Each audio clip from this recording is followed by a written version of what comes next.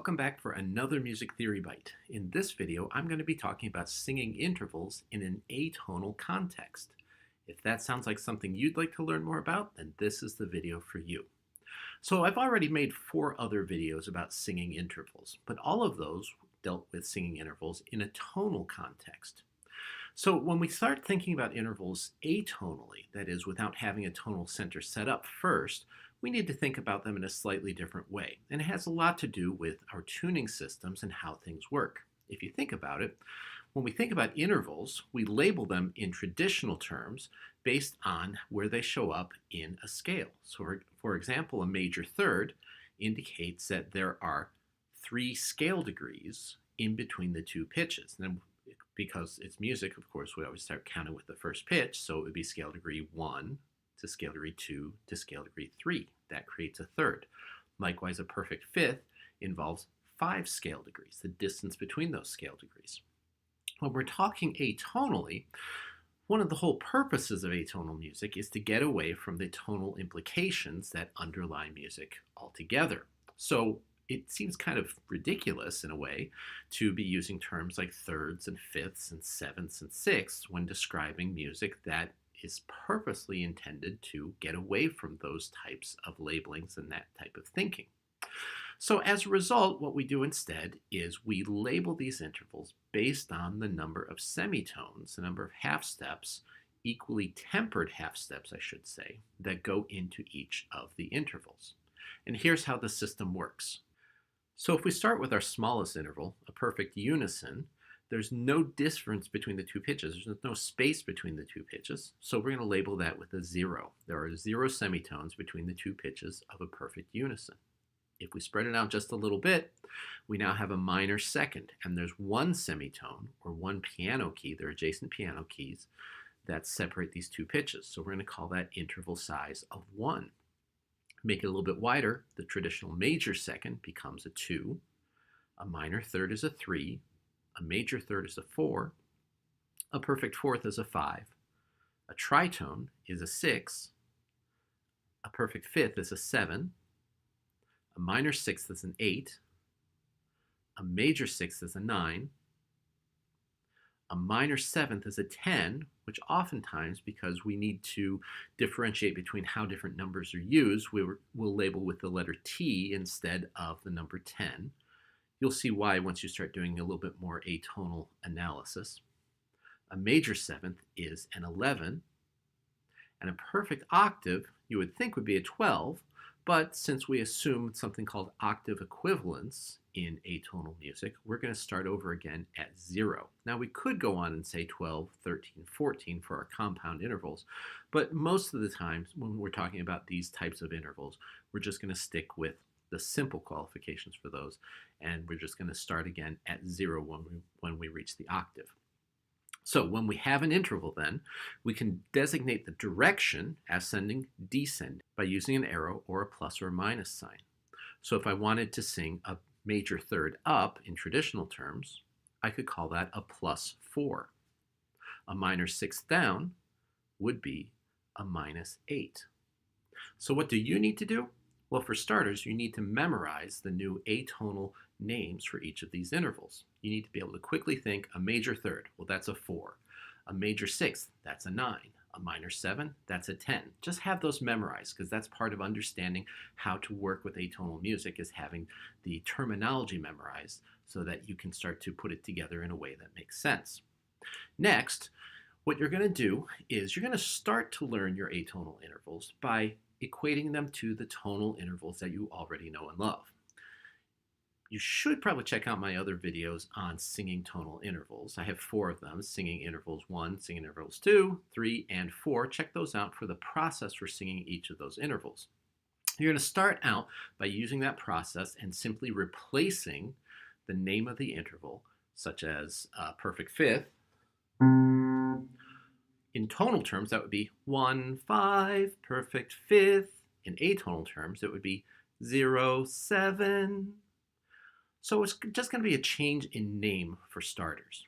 Now, the reason why we do this is, I said earlier, that the way we label intervals actually says a lot about the musical system itself. When we're thinking about intervals in a tonal context, we're thinking about locations in the major scale. That is, what creates that interval are the two scale degrees that go together to create that sound.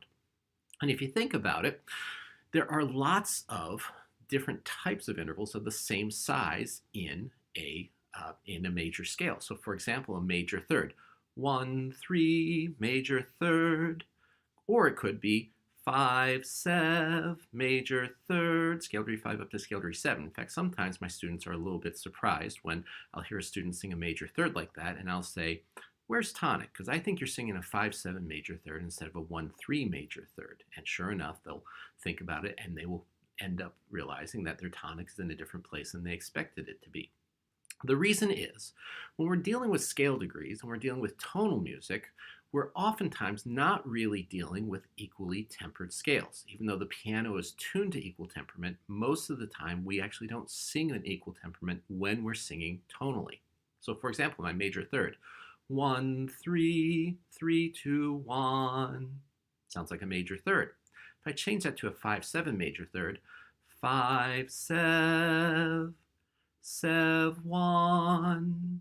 Now you might have noticed, if your ears are really good, you might have noticed that the top pitch of my major third, when I changed the numbers to 5 and 7, was just a shade brighter, just a shade higher than it was when I was singing the 1-3 major third. That's because those two major thirds in a tonal context aren't quite the same. They're really close, and so we can kind of gloss over that by saying, yeah, they're the same thing. But when you're really listening closely, they aren't the same thing. There are subtle differences between every combination of scale degrees. It's the scale degrees themselves that create the intervals. Now, when we're talking about atonal music, we are talking about an equally tempered musical environment, so that all of the intervals are no longer pointing towards a tonal center. They no longer have that desire to push us towards a resolution. They simply exist on their own. It's about resonance instead of resolution.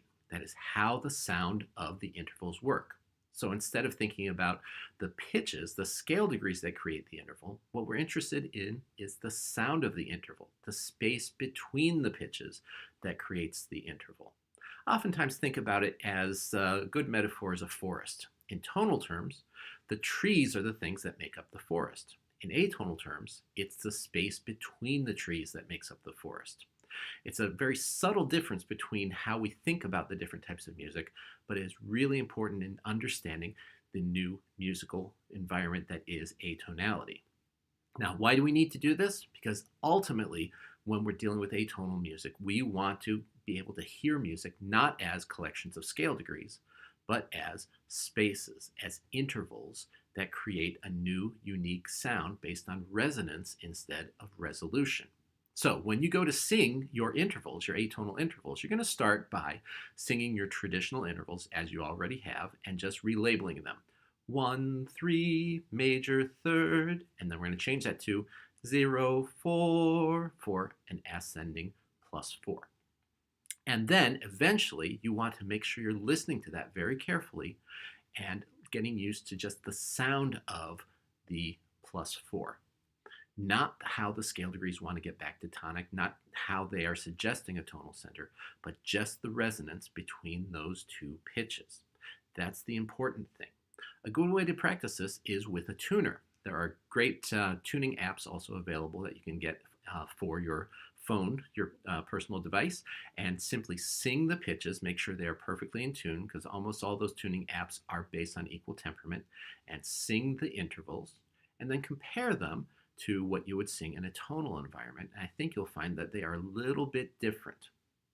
And then eventually you'll be hearing and singing these intervals in an atonal context, but that takes quite a bit of work. So, to summarize, when you're singing an interval atonally, first of all, know the number of semitones that separate the two pitches.